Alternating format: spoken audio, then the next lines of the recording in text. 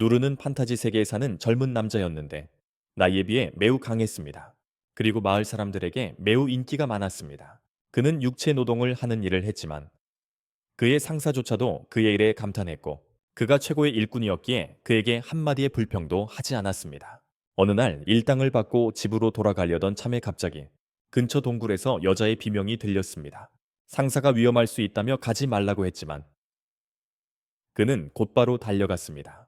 위험할 수도 있었지만 어머니가 병약하시고 대부분 침대에 누워 계셨기에 그는 그 흐름과 먼지투성이 몸으로 어머니를 위해 따뜻한 국을 끓였습니다. 그 흐름과 먼지투성이 몸으로 말입니다. 그날 밤 그는 어머니를 위해 푸짐한 토끼 스튜를 준비했지만 음식을 가져다 드리려 돌아왔을 때 어머니는 이미 세상을 떠나셨습니다. 이제 불쌍한 누르는 그것을 깨끗이 씻은 후에야 겨우 먹을 수 있었습니다. 그는 야생 물고기를 잡고 산에서 무거운 짐을 지고 매일 많은 단백질을 섭취하며 몸을 단련했습니다. 어느 날 밤 외로움에 그는 의자 위에 올라가 낡고 먼지 쌓인 옛날 이야기 책을 꺼내 읽기 시작했습니다. 그 책은 그를 과거로 데려가 가족이 함께했던 시간을 떠올리게 했습니다. 밤에는 모닥불을 피우고 다음날 아침에는 아름다운 그의 왕국 도시에 도착했습니다. 밤에는 모닥불을 피우고 다음날 아침 아름다운 그의 왕국의 도시에 도착했습니다. 그는 거대한 정문을 들어서자 모험가 길드의 규모에 압도당합니다. 모험가 길드의 말이죠. 안으로 들어가자 털 많은 여자아이 대신 건장한 남자가 안내 데스크에 앉아 있었습니다. 그는 실망했습니다. 그는 모험가가 되러 왔다고 말하지만 남자는 그를 쫓아냅니다. 여긴 아이들 자리가 아니라고 말하며 다른 학생들은 마법 능력을 각성하기 시작합니다. 하지만 누르는 여전히 마법 능력이 없습니다. 그는 계속 연습하지만 몇 달 후 강사는 그에게 재능이 없다며 시간 낭비라고 말합니다. 그는 계속해서 연습을 하고 몇 달이 지난 후 강사는 그에게 재능이 없다며 여기서 시간을 낭비하고 있다고 말합니다. 그는 다른 학교에 가라고 말하지만 재능이 없다는 이유로 거절당합니다. 그 후 마술사가 되려고 하지만 그것마저 실패하고 결국 치유사가 되기로 결심하지만 실패하고 실망스러운 몇 달을 보내고 각 학교에서 돌아옵니다. 그는 아무것도 배우지 못했고 안타깝게도 그가 모험가가 될 수 있는 방법은 없다고 말합니다. 그는 아무것도 배우지 못했고 안타깝게도 그가 모험가가 될 수 있는 방법은 없다고 말합니다. 그는 아무것도 할 수 없다고 말합니다. 자신에게 실망한 누르는 학교를 떠납니다. 그는 끊임없이 훈련하여 검이 부러질 정도라는 것을 인정하지 않습니다. 그는 끊임없이 훈련하여 검이 부러질 정도였습니다. 14년이 지나 그는 지난 몇 년 동안 매일 훈련해 왔다는 것을 깨닫고 이제는 단 한 번도 실패 없이 동시에 1000개의 검을 막을 수 있게 되었습니다.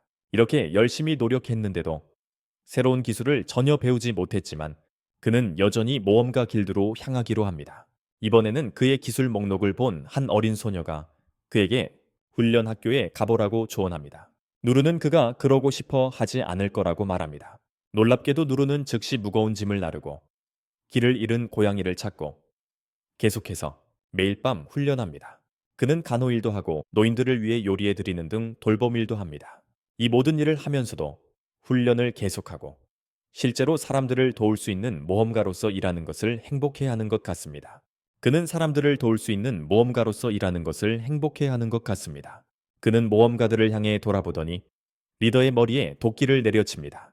리더는 벽으로 날아갑니다. 누르는 재빨리 그를 확인하지만 이미 사망했음을 알게 됩니다. 그는 뒤를 돌아보며 다른 이들이 황소에게 꿰뚫리는 것을 봅니다. 그는 그 지역의 모든 사람들을 손쉽게 죽입니다. 하얀 머리 소녀에게 눈길을 돌리기 전에 누르는 모든 힘을 다해 막아냅니다. 도끼는 튕겨져 나가 황소의 머리를 깔끔하게 잘라버립니다. 피가 튀는 그의 검은 산산조각이 나고 얼마나 위기였는지 말합니다. 간발의 차이였습니다. 소녀는 즉시 목숨을 구해준 것에 대해 감사를 표하며 그의 이름을 말합니다. 하지만 누르는 자신의 이름은 기억할 만한 가치가 없다고 대답합니다. 다르라는 또 다른 남자가 들어와 그녀가 괜찮은지 그리고 무슨 일이 일어났는지 자세히 묻습니다. 그 공격에 대한 소식이 그녀의 오빠 레이에게 전해지고 그는 여동생이 공격을 받았고 지하 감옥의 가장 안쪽 깊숙한 곳에 있어야 한다는 사실에 완전히 충격을 받습니다. 다르는 고개를 숙이고 이것은 분명 최근 상인으로부터 구입한 귀중한 물건이라고 대답합니다. 입니다. 그는 그 반지가 마법사에 의해 검사를 받았고 90% 순도의 단일석이 박혀 있는데 이는 극히 찾기 어려운 것이라고 주장합니다. 그리고 그게 미노타우루스가 그를 공격한 이유였습니다.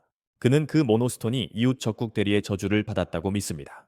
그곳은 흑마법으로 유명한 곳입니다. 레이는 최근 대리의 군대가 린을 공격하면서 감추려 하지도 않는다는 점을 들어 이 추측에 동의합니다. 그것은 그들이 전쟁을 원한다는 증거입니다. 레이는 그 후 린의 목숨을 구한 남자에 대해 다르에게 묻습니다. 하지만 다르는 그들이 몇 분 만에 자신의 장검으로 미노타우루스를 죽였지만 이후 린에게 이름조차 알리지 않고 재빨리 도망쳤다고 주장합니다. 다음 날 아침 누르는 아무 일도 없었다는 듯 길드에 갑니다. 뚱보가 즉시 그에게 다가와 괜찮냐고 묻습니다. 누르가 혼란스러워하자 뚱보는 어젯밤 그의 건설 현장 근처 동굴에서 치명적인 괴물이 나타났고 그래서 걱정했다고 설명합니다. 그가 그것을 물리쳤기 때문에 저급소 괴물일 거라고 생각했습니다. 뚱보는 그렇게 강한 짐승에 대해서는 전직 A급 모험가인 그조차도 아무것도 할 수 없었기 때문에 그가 미리 떠난 것이 다행이라고 누르에게 말합니다. A급 모험가조차 그런 강한 짐승에 대해서는 아무것도 할 수 없었다고 말합니다. 누르는 얼굴에 먼지를 닦고 A급 모험가조차 두려워하는 괴물이 대체 무엇일지 궁금해합니다. 그리고 자신이 거대한 소와만 싸웠다는 사실에 신에게 감사합니다. 그리고 자신이 거대한 소와만 싸웠다는 사실에 신에게 감사드립니다. 누르는 괴물에게 무슨 일이 있었는지 묻고 뚱보는 어떤 정체불명의 남자가 단 한 방에 짐승을 죽였다고 대답하는데 누르는 그 방법에 대해 궁금해하며 정말 충격을 받습니다. 그런 괴물을 죽일 만큼 그 남자가 강하다는 것을 깨닫지 못하고 그가 바로 그 남자라는 것을 뚱보가 말하는 사람이라고는 나중에 뚱보는 그에게 그날의 임금을 주지만 제대로 된 직업을 구하라고 말하며 그렇지 않으면 많이 벌 수 없을 거라고 한다. 하지만 그가 대답하기도 전에 그의 뒤에 후드를 쓴 인물이 나타나 그를 부른다. 누르는 몸을 돌리자 어제 자신이 구해준 백발 소녀가 나타나 어떻게 자신을 찾았냐고 묻는다. 그가 어떻게 자신을 찾았는지 묻는다. 소녀는 그를 따라온 것을 사과하지만 장거리 탐지 기술을 사용해서 그를 찾았다고 주장한다. 그는 그녀에게 도둑학교에서 배웠냐고 묻지만 그녀는 자신이 마법사 분파 출신이지만 6분파 모두에 능숙하다고 주장합니다. 리는 그녀가 너무 많은 주목을 받고 있다는 것을 알아채고 누르에게 좀 더 조용한 곳에서 이야기할 수 있냐고 묻습니다. 하지만 그가 대답하기도 전에 뚱보가 그를 붙잡고 무슨 짓을 했냐고 묻습니다.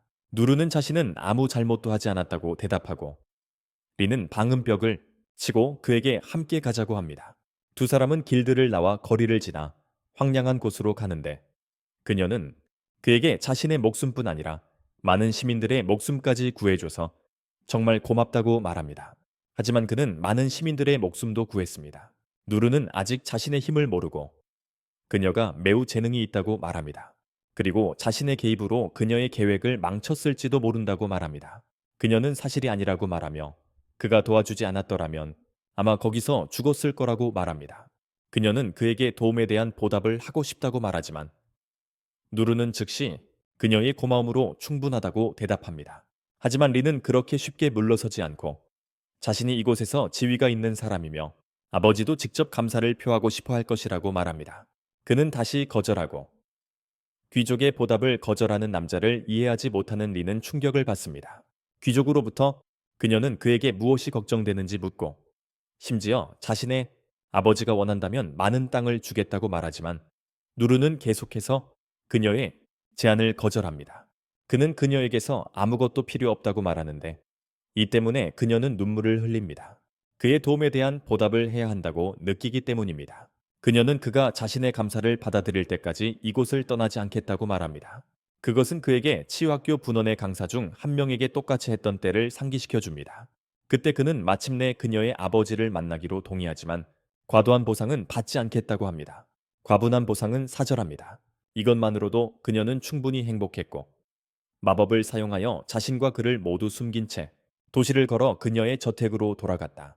마침내 집에 도착했을 때 누르는 그렇게 크고 호화로운 곳을 본 적이 없어 완전히 충격을 받았다. 정말 크고 사치스러운 곳이었다. 그들은 경비병들을 지나 안으로 들어갔고 누르는 이 소녀가 이렇게 부유하다면 귀족인지 궁금해했다. 그녀가 이렇게 부유하다면 귀족일까 의아해했다. 가는 길에 그들은 그녀의 경호원인 이를 만났는데 이는 그를 의심스럽게 바라보며 누구냐고 물었다.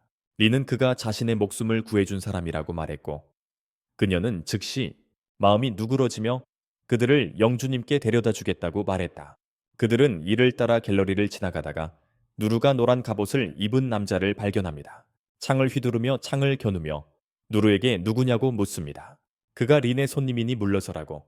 에네가 말하지만 피카초를 닮은 이 녀석은 누르의 옷차림을 비웃습니다. 에네는 그를 길이라고 소개하며 아직도 누르를 완전히 신뢰하지 못하니 방으로 함께 가자고 합니다. 린의 아버지 클레이가 아들과 전쟁 가능성에 대해 이야기하는 동안 그들은 홀 밖에서 기다립니다. 마지막으로 대리왕과 만났을 때 그들이 모욕을 당하고 전쟁 위협을 받았던 것을 떠올리며 전쟁 가능성이 커지고 있음을 기억합니다. 그들이 왕국에 있는 모든 지하 감옥에 대한 접근을 허락하지 않으면 그들에게 대항할 것이라고 했습니다. 말이죠. 곧 문이 열리고 모두가 홀로 들어갑니다. 에네와 길은 둘 다 그들의 군주 앞에 무릎을 꿇지만 누르는 높은 자리에 앉아있는 남자가 누구인지 전혀 몰라서 안내자인 린을 따라 아무렇지도 않게 앞으로 걸어갑니다. 린은 그를 자신의 아버지에게 소개하며 그가 자신의 목숨을 구한 사람이라고 말합니다. 그리고 즉시 군주는 자리에서 일어나 누르 쪽으로 다가가 자신의 딸의 목숨을 구해준 것에 대해 감사를 표합니다. 누르는 자신이 귀족이 아니며 귀족과 이야기해 본 적이 없어서 어떻게 제대로 행동해야 할지 모른다고 말합니다. 그래서 말이죠. 하지만 주님은 그가 웃으며 악수를 나누고 상으로 원하는 것을 고르라고 요청하시며 개의치 않는 듯 보였다. 누르는 즉시 땅도 금도 원하지 않는다고 거절했다. 주님은 당황한 듯 보였지만 그가 원한다면 그들의 왕국에 있는 세계에서 가장 오래된 지하 감옥의 보물을 절반이나 줄 수 있다고 말했다. 레이는 그 보물이 작은 나라의 GDP보다 더 가치 있다며 반대했다. 하지만 놀랍게도 누르는 그것도 거절하며 그들에게서 어떤 선물도 원하지 않는다고 말했다. 주님은 그런 선물을 거절하는 사람이 어떤 사람인지 혼란스러워 보였다. 그러고는 자리로 가서 뒤에 있는 거대한 검은 검을 꺼냈다. 그가 모험을 하던 시절에 애용하던 그의 개인 무기였습니다. 레이는 약간 걱정하는 것 같지만 아버지는 괜찮다고 말합니다. 칼은 장식품으로 간직할 것이 아니라 전장에서 사용되어야 한다고 말입니다. 그는 무기를 누르에게 건네주고 누르는 손잡이를 잡자마자 그 무기가 자신이 사용해본 어떤 것보다 훨씬 무겁다는 것을 깨닫습니다. 누르는 그저 중고 칼일 거라고 생각하고 일을 하러 빨리 돌아가고 싶어서 선물로 받기로 합니다. 영주는 그에게 한번 휘둘러 보라고 요청하고 놀랍게도 누르는 한 손으로 칼을 휘둘렀는데 그 힘이 주변에 돌풍을 일으켰습니다. 누르는 영주를 바라보며 좀 무겁지만 괜찮다고 말합니다. 그 모습에 클레이는 믿을 수 없다는 듯이 웃습니다. 한 손으로 양손검을 휘두르다니요. 정말 대단하네요. 요즘 위험하니 린을 좀 가르쳐 주는 게 어떻겠냐는 클레이의 제안에 소녀는 미소 짓지만 누르는 자신이 가르칠 게 없다며 정중히 거절하고 떠나려 합니다. 떠나려던 누르는 미술관을 지나가다 다시 검을 바라보며 그 크기가 배수로와 같다는 것을 깨닫고 훨씬 효율적으로 흙을 퍼낼 수 있겠다는 생각을 합니다. 하지만 떠나기 전에 길이 나타나 창을 그의 얼굴에 겨누며 그 검에 걸맞는 자격이 있는지 확인하겠다고 합니다. 누르는 저택을 떠나 일터로 돌아갈 수 있을지 궁금해하는 동안 그리고 길은 누르를 복도로 안내하고 누르는 자신이 어디로 끌려가는지 궁금해하며 그저 일터로 돌아가고 싶어 한다. 놀랍게도 길은 그를 모의 결투를 위한 훈련장으로 데려가는데 그것도 바로 두 사람의 모의 결투를 위해서다. 누르는 훈련학교 시절 이후로 아무와도 무술 연습을 해본 적이 없기에 충격을 받는다. 그리고 길은 연습용 나무 막대기를 집어들고 자신이 수도에서 꽤 유명하다고 밝히며 누르에게도 무기를 고르라고 한다. 그리고 누르는 이것이 베테랑에게 배우기에 좋은 기회라고 생각하고 평범한 나무검을 선택합니다. 그는 길에게 상대가 될 수 없다고 생각하지만 그래도 최선을 다할 계획입니다. 그는 최선을 다할 것입니다. 길이 먼저 공격하여 그의 지팡이로 누르를 찌르지만 누르는 쉽게 공격을 피합니다. 그는 길의 움직임이 얼마나 자연스럽고 효율적인지 알 수 있습니다. 그것은 그가 얼마나 많은 훈련을 했는지 보여줍니다. 하지만 어떤 이유인지 누르에게는 매우 느리게 보입니다. 하지만 어떤 이유에서인지 그는 누르에게 매우 느리게 움직이는 것처럼 보입니다. 그는 길이 자신 같은 초보를 배려해서 힘을 숨기고 있다고 생각합니다. 자신 같은 초보를 배려해서 누르는 타임아웃을 요청하고 길에게 그렇게까지 힘을 숨길 필요가 없다고 말합니다. 그래서 길은 진심으로 그에게 맞서기로 합니다. 이번에는 훨씬 강한 공격을 퍼붓지만 너무 빠르지 않아서 길이 공격을 놓칠 때마다 노르는 길의 방어에 허점을 찾습니다. 공격을 빗나갈 때마다 말이죠. 반면에 길은 자신의 공격이 노르에게 통하지 않자 좌절하고 마지막 순간에 궤적을 바꾸는 복잡한 공격을 사용하기로 합니다. 노르를 뛰게 만들고 착지 않은 순간을 틈타 그를 공격합니다. 착지 않은 순간 그를 쓰러뜨립니다. 하지만 노르는 그 공격을 피하고 길에게 속도를 더 높이라고 합니다. 현재 강도에는 익숙하다면서요. 길은 이미 전력을 다하고 있었기에 그 말은 그의 자존심을 상하게 했다. 누르 또한 마침내 자신이 길보다 강할지도 모른다는 것을 깨닫는다. 하지만 갑자기 정예 기사가 누르에게 특수 기술을 사용한다.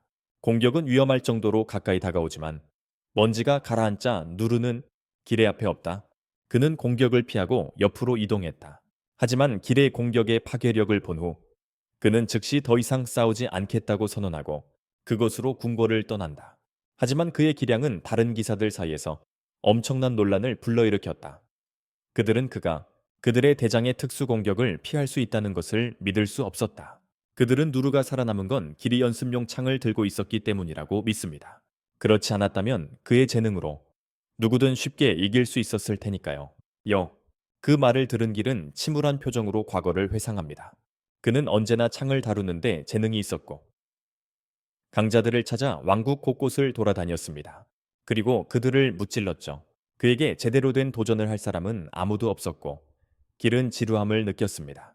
그래서 그는 수도로 가서 기사단에 들어갔습니다.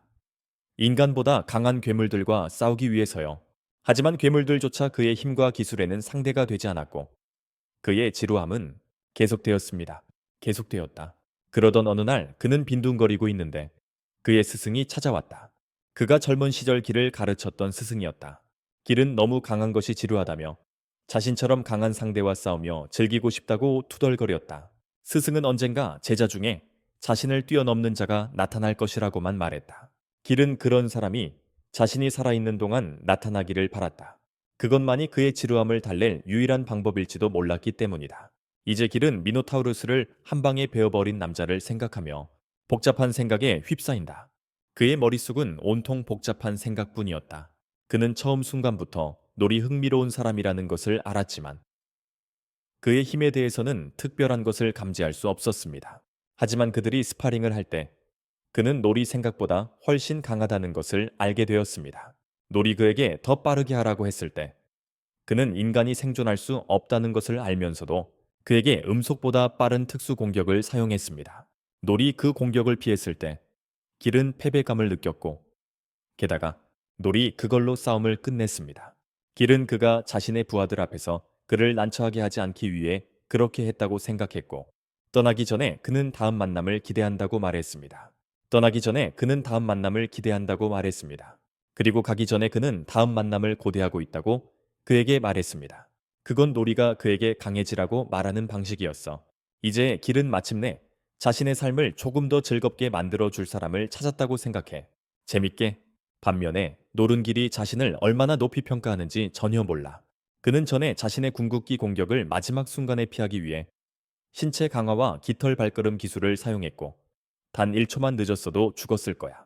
그는 길이 자신이 간신히 피할 수 있도록 일부러 공격 속도를 조절했다고 생각하고 여전히 많은 훈련이 필요하다는 것을 보여준 것에 대해 그에게 감사하고 있어. 그는 길이 자신이 간신히 피할 수 있도록 일부러 공격 속도를 조절했다고 생각하고 그래서 그는 여전히 많은 훈련이 필요하다는 것을 깨닫고 그에게 감사하고 있어. 훈련이 다음 날 놀은 그가 받은 귀중한 검을 사용하여 하수구 청소를 시작해 왕은 그 칼의 성능에 압도적으로 놀랐습니다. 후에 그는 미노타우루스 사건으로 건설 현장 일이 중단되어 숲속에 앉아 있었습니다. 미노타우루스 사건 때문에 일이 중단되었기 때문입니다. 그는 일이 다시 시작될 때까지 시간을 어떻게 보낼지 고민했고 그 거대한 칼을 유용하게 사용하고 싶어 했습니다. 그 칼로 훌륭한 광석을 캐거나 피자삽을 만들거나 심지어 그릴판을 만들 수도 있겠다고 생각했습니다. 하지만 그런 사업을 시작하는 데 필요한 다른 물품들을 구할 자원이 부족했습니다. 그는 자신의 불마법을 사용해 보려 했지만 바베큐를 시작하기에는 너무 약하다고 생각했습니다. 그는 불마법을 사용해 보았지만 바베큐에 쓸 만큼 강하지 않다고 생각했습니다. 바베큐를 시작하기에는 역부족이었습니다. 그는 뒤에서 발소리를 듣고 뒤돌아보니 린이 와 있었습니다. 그를 특별히 찾고 있습니다. 린은 노루에게 어떻게 도울 수 있는지 묻고 그의 제자가 되게 해달라고 요청합니다. 그를 섬기면서 그에게서 배우고 싶다고 합니다. 린은 노루가 원하는 무엇이든 기꺼이 섬기겠다고 하지만 노루는 자신은 그녀에게 가르칠 것이 없고 모든 것을 스스로 할 수 있다고 거절합니다. 린은 그의 수업에 대한 금전적 보상을 제안하지만 노루는 분명하게 아무것도 원하지 않는다고 말합니다. 린은 계속해서 자신이 그에게 도움이 될 것이라고 주장하지만 노루는 자신의 뜻을 제대로 전달하지 못합니다. 자신이 그에게서 배울 자격이 있음을 증명하기 위해 린은 자신의 실력을 보여주기로 합니다. 마법의 힘. 그녀는 얼음창을 만들어 자신에게 쏘고 강력한 화염 마법으로 태워 없앱니다. 그리고 강력한 화염 마법을 사용합니다. 다음으로 그녀는 또 다른 기술을 사용하여 작은 단검으로 거대한 나무를 베어낸 후 마법검 기술을 사용하여 노루 뒤의 나무를 날려버립니다. 그녀는 이런 실력을 보여주면 노루가 자신의 제자로 받아들일 것이라고 확신하지만 그는 여전히 거절합니다. 이제 그는 리니 자신을 너무 과대평가하고 있다는 것을 깨닫고 어떻게 하면 자신이 그녀에 비해 아무것도 아니라는 것을 설득할 수 있을지 고민합니다. 그는 자신의 실력을 보여주기로 결심하고 그녀에게 증명하기 위해 작은 불덩이를 만듭니다. 그는 그녀에게 자신의 실력을 보여주기로 결심하고 그녀에게 증명하기 위해 작은 불덩이를 만듭니다. 그가 패배자라는 것을 알게 되고 리는 충격을 받습니다. 그 사실을 떠올리며 집으로 걸어가는 그녀는 재능 없는 소년에 대한 선생님들이 늘 하시던 이야기를 생각합니다. 그때 리는 단지 경고의 이야기라고 생각했죠. 12살 소년이 6학교의 가혹한 훈련을 전 과정 이수할 수 있다고 생각하지 않았기 때문입니다. 노련한 전사들조차 그렇게 오래 버티기가 힘들었으니까요. 어느 날 마법학교를 운영하는 가장 강력한 마법사가 그녀에게 자신의 작은 불꽃, 마법을 보여주고 그것을 키워 자신의 능력을 과시했습니다. 그 마법사는 작은 불꽃 마법의 크기를 키우려면 수십 년의 연습이 필요하다고 말했습니다. 그래서 오늘 노루가 린에게 작은 불을 보여주자 린은 말문이 막혔습니다. 세상에서 가장 강력한 마법사보다 훨씬 컸기 때문입니다. 노루는 자신이 할 수 있는 최선이라고 말했고 다른 분야의 실력도 같은 수준이라고 했습니다. 린만이 그 작은 불의 크기가 노루의 능력을 말해주는 것이라는 것을 알았고 다른 분야에서도 그가 탁월한 대가임을 알았습니다. 이제 린은 자신이 최근에 겨우 익힌 고급 기술을 자랑스러워했던 것이 부끄럽습니다. 자신보다 기하급수적으로 강한 노루가 결코 자신의 힘을 자랑하지 않고 가장 평범한 일도 남들을 도와요. 그녀는 노루의 정신과 성격이 그의 몸만큼 강하다고 생각하고 그는 어떤 것에도 흔들리지 않을 거라고 생각해요. 무엇에도 흔들리지 않아요. 공주로서 언젠가는 오빠와 함께 나라를 이끌어야 하고 그러려면 강해야 해요. 그녀는 노루에게서 강해지는 법을 배우고 싶어 하고 그 이후로 저녁 식사 후 식당에서 나오는 그에게 다시 한번 손을 내밀어요. 식사 후에요. 리는 자신이 얼마나 어리고 허영심 많았는지 완전히 이해한다고 말하고 이제 그에게서 더 많이 배우고 싶다고 말해요. 그녀는 그의 힘이 그들의 왕국의 평화와 번영의 기초가 될 것이라고 믿고 그를 주인으로 받아들였습니다. 하지만 노르는 그것 때문에 깊이 괴로워하고 있으며 그는 그저 집으로 돌아가고 싶어 합니다. 한편 린의 형 레이는 자신의 사무실에서 아버지가 왜 전설적인 검은 검을 완전히 낯선 사람에게 주었는지 의아해하고 있습니다. 그는 아버지가 젊었을 때 6직업학교에 사범들과 함께 던전에 들어갔던 일을 떠올립니다. 매우 오랜 탐험 끝에 그는 검은 칼날을 얻었는데 그것은 즉시 그들의 가장 귀중한 유물로 여겨졌습니다. 그것은 그들이 알고 있는 어떤 것보다 더 단단한 알 수 없는 금속으로 만들어졌습니다. 물리적 공격이나 마법으로도 거의 파괴할 수 없었습니다. 조금도 흠집을 낼 수 없었죠. 하지만 모두들 그렇게 강력한 검이 왜 그렇게 형편없는 상태였는지 의아해 했습니다. 레이는 그 검은 칼날의 가치가 그들이 가진 어떤 보물보다도 훨씬 뛰어나며 자신이 특별하다고 생각하지 않는 사람에게 아버지가 줄 만한 물건이 아니라고 생각합니다. 아버지에게서 무언가 특별한 것을 보지 못했던 사람 말이죠. 그는 아버지가 그들의 왕국을 위협하는 위험들을 감지할 수 있다는 것을 알고 있으며 아마도 왕국을 구할 모든 희망을 노르의 어깨에 걸고 있다는 것을 말하려고 그 검을 그에게 맡겼을 것입니다. 왕국을 구할 모든 희망을 그의 어깨에 지웠다고 말입니다. 심지어 레이조차 노르가 보통 사람이 아니라고 믿고 있으며 때가 되면 그들이 가진 최고의 카드가 될 것입니다. 한편 노르는 린과 함께 도시에서 길거리 음식 포장마차의 맛있는 음식을 먹고 있습니다.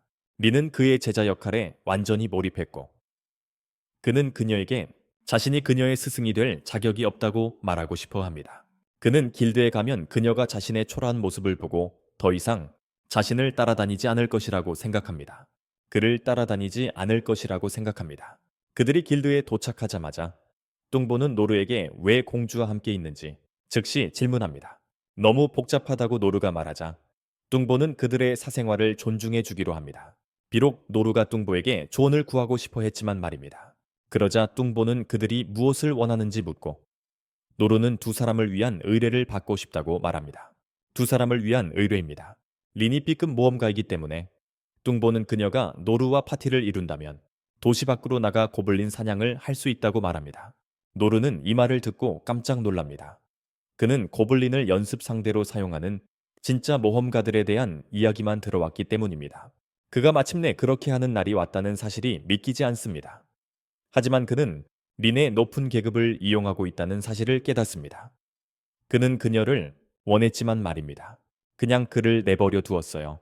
린이 자신을 뚫어지게 쳐다보는 것을 알게 된 그는 끔찍한 기분이 들었고, 린이 자신의 탐욕스럽고 부끄러운 모습을 봤다고 생각했습니다. 린은 그에게 무슨 일이냐고 물었고, 그는 자신의 계급에 의존하고 있으니 이런 계획에 괜찮은지 물었습니다. 린은 아무런 문제가 없다고 말했고, 노어가 자신의 것들을 마음대로 사용해도 된다고 말했습니다. 린의 것이라면 무엇이든 말이죠. 노어는 조금 비참한 기분이 들었지만 마침내 자신의 꿈을 이룰 수 있기에 상관없었습니다. 드디어 자신의 꿈을 이룰 수 있었습니다. 그는 단호하게 길드를 나섰지만 그때 뚱보가 그를 불렀습니다. 그가 고블린들의 위치조차 모르기 때문에 돌아왔어. 뚱보는 서류 작업을 마친 후 노르에게 운을 너무 밀어붙이지 말라고 말해.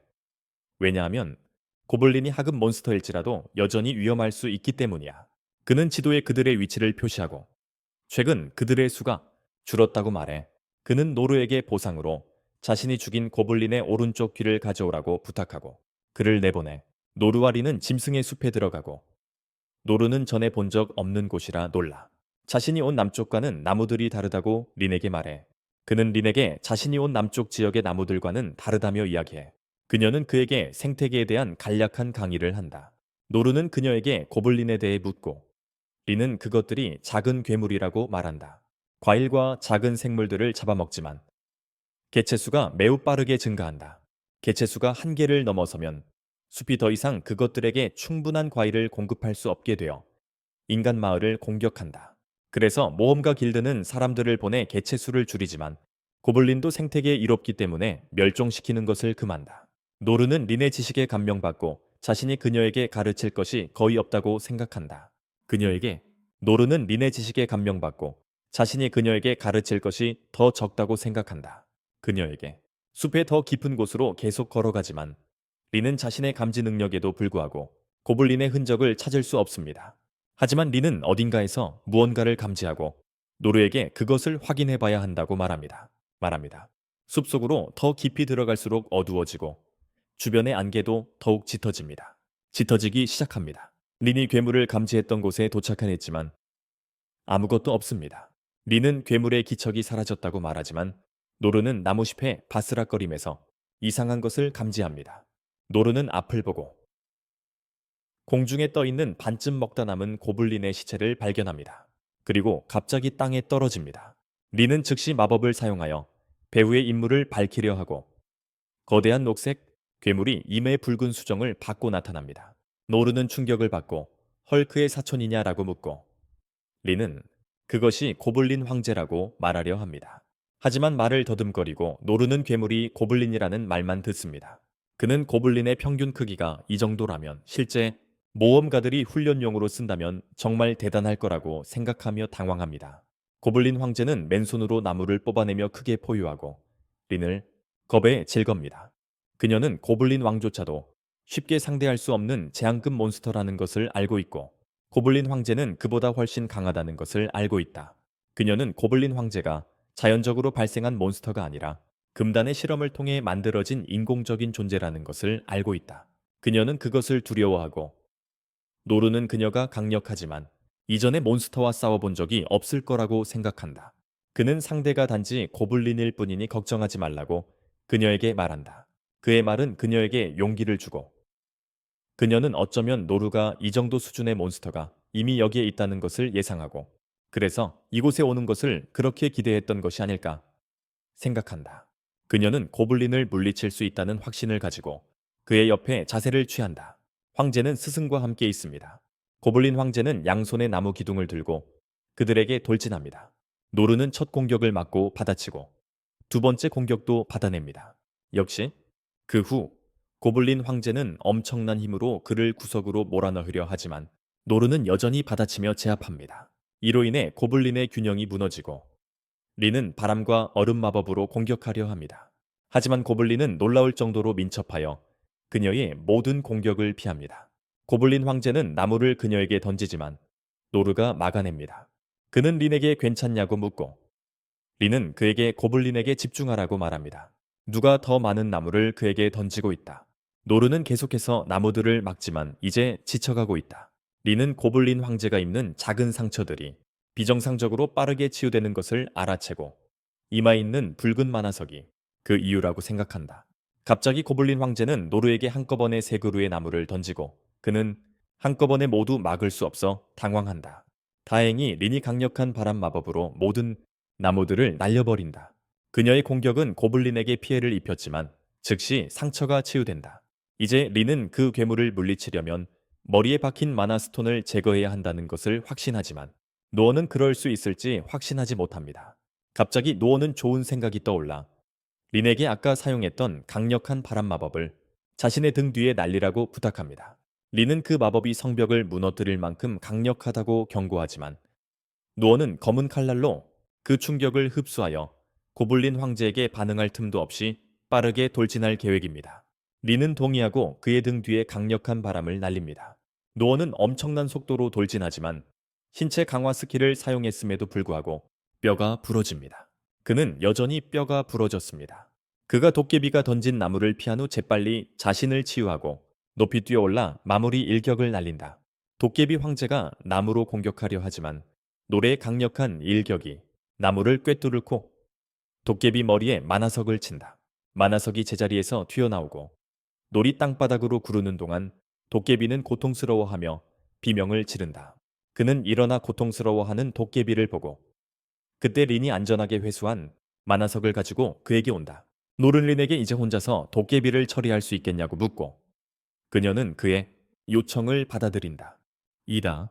괴로워하는 몬스터를 보는 게 불편해서 그는 린에게 최대한 평화롭게 처리해달라고 부탁합니다. 린은 그렇게 하겠다고 대답하고 이어서 아이러니하게도 고블린 제왕을 불태워 죽입니다. 그는 몬스터에게 동정심을 보이지 않고 이제 고블린 사냥은 그만해야겠다고 생각합니다.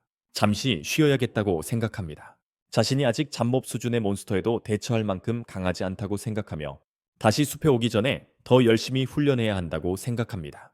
나중에 레이를 섬기는 비밀 요원들이 많아 스톤을 가져다 주며 고블린 제왕 사건에 대해 보고합니다. 고블린 제왕 사건을 보고합니다. 마나 스톤의 순도와 크기만 보고도 레이는 그것이 누구의 소행인지 알게 됩니다.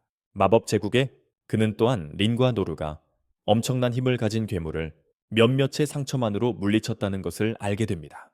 하지만 그를 가장 충격에 빠뜨린 것은 그렇게 거대한 괴물이 어떻게 그들의 경비병과 비밀 경호원들의 눈을 피해 왕국으로 들어왔는가 하는 점입니다. 그는 자신의 요원들에게 인근 도시들에서 그러한 이상 현상들을 조사해보라고 지시한 후 그들을 돌려보냅니다. 같은 시간 노루와리는 길드의 두목인 뚱보에게 보고하고 있는데 그는 노루에게 첫 번째 괴물 사냥 후 어떻게 느끼는지 묻습니다. 노루는 여전히 자신이 단지 평범한 고블린과 싸웠다고 굳게 믿고 있습니다. 그래서 그는 뚱보에게 생각보다 어려웠고 린 덕분에 이겼다고 말합니다. 린 덕분에 그는 그의 겸손함에 팬이 되고 뚱보는 또한 노루가 공주가 고블린과 싸우는 동안 뒤에서 지켜봤다고 생각합니다. 그는 이마에 있는 붉은 만화석에 대한 이야기를 듣고 약간 의심을 품고 정말 고블린이었는지 묻습니다. 노르는 확인을 위해 린에게로 돌아서고 린은 자신의 스승이 그것을 고블린이라고 불렀으니 그저 그럴 뿐이라고 대답합니다. 뚱보는 그것이 희귀 몬스터였다고 생각하며 만족하고 그들에게 사냥 증거를 내밀어 달라고 부탁합니다. 노와 린은 갑자기 고블린의 귀를 태우기 전에 가져오는 것을 잊었다는 것을 깨달았습니다. 통째로 태워버렸습니다. 그 직후 레이는 근처 도시와 마을에서 이상한 일들이 일어나고 있다는 보고를 받습니다. 그리고 어떤 곳에서는 사람들이 밤에 이상한 소리를 듣고 숲에서 돌아오는 동물들이 공포에 떨고 있는 반면 다른 곳에서는 근처 숲이 갑자기 조용해지면서 실종되는 애완동물의 수가 증가하고 있습니다. 그리고 더 레이는 이것이 그들의 왕국에 몰래 들어온 초자연적인 괴물들의 징후일 수 있다고 생각합니다. 그들의 왕국에. 그는 즉시 부하들에게 각 장소에 수색대를 보내고 탐지 마법을 사용하는 모든 이들을 투입하라고 명령했다. 또한 각 학파의 6명의 대가들을 소환하라고 명령했는데 그들의 도움이 필요할지도 몰랐기 때문이다. 그들의 도움이 필요할지도 몰라서였다. 부하들이 사라지자 레이는 서류를 공중으로 던지며 좌절감을 드러냈다. 마법 제국이 정말로 그들의 던전을 그토록 원해서 이렇게까지 하는 건지 의아해하며 그 정도로 필사적인 건지 의문을 품었다. 한편 노르와리는 받은 상금으로 길거리 음식을 즐기고 있었다. 상금으로 말이다. 결국 뚱보는 증거를 씹은 증거 없이 고블린 한 마리 처치에 대한 돈을 그들에게 주었다. 그것은 노르의 첫 정복 임무였기에 그의 주머니에 넣어두었다. 식사를 마친 후 리는 노르에게 이제 집으로 돌아갈 거라고 말한다. 그리고 그는 마침내 평화를 얻게 되어 안도한다. 바로 그때 레이가 여동생을 찾아온다. 그는 노르를 보자마자 부탁을 한다. 내일 아침 산속 마을에 가달라고 요청한다. 린도 함께 갈 것이며 모든 준비와 함께 좋은 돈을 지불하겠다고 말한다. 그리고 좋은 돈을 지불하겠다고 한다. 레이는 그 마을에서의 정확한 용무는 밝히지 않지만 노르는 그의 진심이 느껴져서 수락한다. 그의 진심이 느껴져서 수락한다. 다음 날 그는 그들을 목적지로 데려다줄 마차를 탄다. 평생 처음으로 마차를 타는 것이 노르가 레이의 의뢰를 받아들인 주된 이유였고 그는 그 순간순간을 즐긴다. 반면에 리는 꽤나 우울해 보였고 그는 그녀에게 바깥의 아름다운 풍경에 관심이 없는지 묻는다. 그의 시선은 다시 바깥으로 향하고 그는 제대로 된 모험가가 되면 도시를 떠나 여행할 거라고 생각한다. 그의 아름다운 풍경에 관심이 없는지 묻는다. 그의 시선은 다시 바깥으로 향하고 그는 진정한 모험가가 되면 도시를 떠나 여행할 것이라고 생각한다. 리는 갑자기 자기 오빠가 그를 이 일에 끌어들인 것에 대해 사과하지만 그는 돈을 받으니까 괜찮다고 말한다. 리는 갑자기 자기 오빠가 그를 이 일에 끌어들인 것에 대해 사과하지만 그는 돈을 받으니 괜찮다고 말한다. 그 말에 린의 기분은 더욱 상한다. 그 말은 린의 기분을 더욱 상하게 했다. 오늘 아침 레이는 그들의 임무가 산 너머 토로스 마을로 가는 것이라고 설명했어요. 그리고 거기서 잠시 머문 후에도 아무 일이 없다면 이웃 나라인 신성 미트라 왕국으로 향해야 한다고 했죠. 미트라 왕국. 레이는 노렉에 아무 일도 일어나지 않는다면 유급 휴가로 생각해도 된다고 말했어요. 휴가요? 리는 그 말을 떠올리며 정말 아무 일도 일어나지 않기를 바라요. 린의 경호원 이내는 걱정할 필요 없다고. 자신이 린을 보호할 것이라고 말해요. 자신이 보호할 거라고요. 사실 레이는 떠나기 전에 린에게 최고 기밀 임무를 맡겼어요. 그는 그들의 왕국이 곧 큰 위험에 처할 것이라고 말했고 만약 왕국이 멸망한다면 아이네는 린을 데리고 미스라 나라로 피신해야 한다고 했습니다. 아이네는 충격을 받고 린이 이 사실을 알고 있는지 물었고 레이는 그녀가 반대할 것이 분명하기 때문에 아무 말도 하지 않았다고 밝혔습니다. 그는 린의 안전을 정말 걱정했고 아이네에게 그녀만이 그 일을 맡길 수 있는 사람이라고 말했습니다. 현재로 돌아와서 일행은 휴식을 취하고 있고 아이네는 이 일에 휘말리게 된 것에 대해 노르에게 사과합니다. 그를 안전하게 지켜주겠다고 약속하지만 그는 도망치는데 능숙하기 때문에 그럴 필요 없다고 말합니다. 그럴 필요 없다고 말했습니다. 이내는 자신에게 방패가 있으니 달릴 필요가 없다고 주장합니다. 그녀는 방패를 가지고 있었습니다. 노르는 아무것도 보이지 않는다고 말하고 이내는 그에게 자신의 능력을 보여주기로 합니다. 그에게 말입니다. 그녀는 특수 능력으로 성스러운 방패를 만들고 무슨 일이 생기면 방패 뒤에 숨으라고 노르에게 말합니다. 무슨 일이 일어나면 말이죠. 노르는 감탄하며 린이 이내가 자신이 싸웠던 창 사용자 길과 같은 수준이라고 말했던 것을 떠올립니다. 린은 그렇게 말했었습니다. 그는 길이 용을 물리칠 만큼 강하다는 말을 들었고, 이내가 길과 같은 수준이라면 노루는 그들이 자신과 같은 사람에 비해 너무 강하다고 생각합니다. 자신과 같은 사람에 비해 말이죠. 겨우 고블린 하나와 싸우느라 애먹었어. 그는 이내에게 정말 재능이 있다며 고마워했지만 그 말은 그녀에게 어린 시절의 기억을 떠올리게 했다. 고아원에서 자랐던 그녀는 어느 날 갑자기 자신의 능력이 발현되는 것을 경험했다. 그것을 신기하게 여긴 친구가 만져보려다가 손가락이 베었다. 보육원 직원들은 원장을 불렀고 곧 붉은 머리의 전사와 사제, 마법사가 고아원에 왔다. 그들은 이내에게 능력을 보여달라고 했고 마법사는 그것이 극히 드문 사람들에게만 주어지는 하늘의 선물이라고 선언했다. 그는 어린이내에게 그녀의 힘은 무엇이든 베어버릴 수 있는 칼날이 될 수 있다고 말했다. 그는 어린이내에게 그녀의 힘은 어떤 것이든 베어버릴 수 있는 칼날이 될 수 있다고 말했다. 혹은 그녀가 어떻게 사용하느냐에 따라 어떤 공격도 막을 수 있는 방패. 이내는 이 무거운 말들에 괴로워했지만 붉은 머리 전사는 자신이 그녀의 힘을 제대로 사용하도록 훈련시켜 줄 것이라고 말했다. 그는 그녀를 제자로 받아들였고 이내가 그와 함께 능력을 훈련하는 동안 그녀는 그들을 다칠까봐 고아원의 모든 사람들과 거리를 두었다. 하지만 그것은 노루를 만나 그의 이름을 알게 될 때까지였다. 그녀는 스승이자 양아버지이기도 했던 붉은 머리 전색에서 그 이름을 많이 들었다. 어느 날 그들이 숲에서 괴물 사냥을 하고 있을 때 다른 전사가 붉은 머리에게 거대한 괴물 무리가 그들에게 접근하고 있다고 말했다. 빨간 머리 남자는 생각에 잠겨 노루가 여기 있었으면 좋았을 거라고 중얼거렸다. 이럴 때 이내는 아버지가 인정한 사람에 대해 궁금했지만 그보다 더 그를 질투했다. 노루를 만난 이후로 질투심은 더욱 심해졌고 린을 아무런 약점 없이 지키기 위해 그 감정을 없애고 싶어 했다.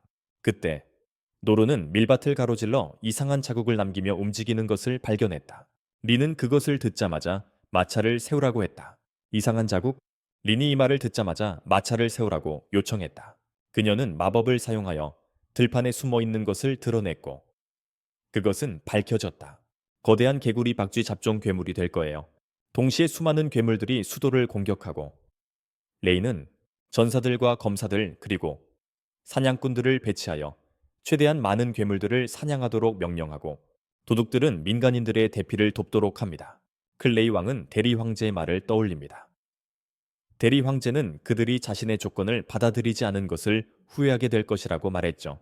그의 조건을 받아들이지 않은 것을 후회하게 될 것이라고 말했었습니다. 그는 이 공격 배후에 대리가 있다고 믿고 레이도 동의합니다. 그는 이것은 시작일 뿐이며 훨씬 더 심각한 공격에 대비해야 한다고 생각합니다. 훨씬 더 심각한 공격에 대비해야 합니다. 클레이는 그에게 6명의 대가들에 대해 묻고 레이는 그들 모두가 이미 강력한 괴물들과 맞서 싸우도록 배치되었습니다. 붉은 머리 전사와 그의 부대가 숲속에서 3명의 고블린 황제와 맞서 싸우는 동안 검술사는 도시에서 도마뱀 괴물들을 사냥합니다. 사냥꾼, 마법사, 치유사, 도둑들도 일하고 있지만 왕은 그들을 너무 넓게 분산시켰다고 우려합니다. 한편 린이 검은 용의 은폐 마법을 풀자마자 그것은 그의 앞에 있는 소녀를 공격합니다.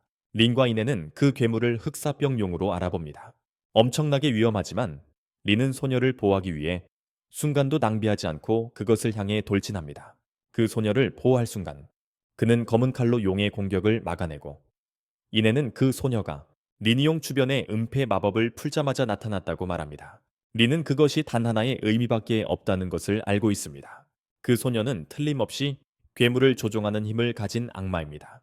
그녀의 오빠는 예전의 인간처럼 보이지만 그 힘과 본성은 괴물에 더 가까운 악마들에 대해 이야기해 준 적이 있습니다. 그는 악마들은 한때 왕국 전체를 파괴한 비열한 종족이며 그 때문에 인간들에게 사냥당했고 그 후손들은 아직 살아남았다고 말했습니다. 그리고 린은 그들이 인간들에게 깊은 원한을 품고 있을 것이라고 확신했습니다. 그리고 레이는 그들이 인간들에게 깊은 원한을 품고 있을 것이라고 확신했습니다. 현재로 돌아와서 이내는 그 소녀가 분명 용을 도시로 불러들인 악마라고 믿는다.